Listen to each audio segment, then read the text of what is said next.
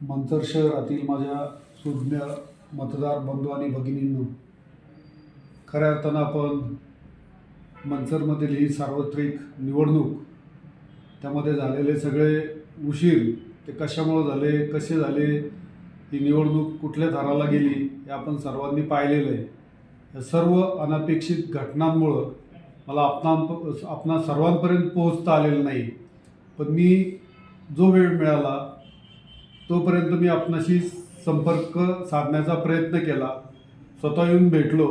पण असंख्य असे माझे मतदार बांधव भगिनी जे आहेत त्यांच्यापर्यंत मला पोहोचता आलेलं नाही.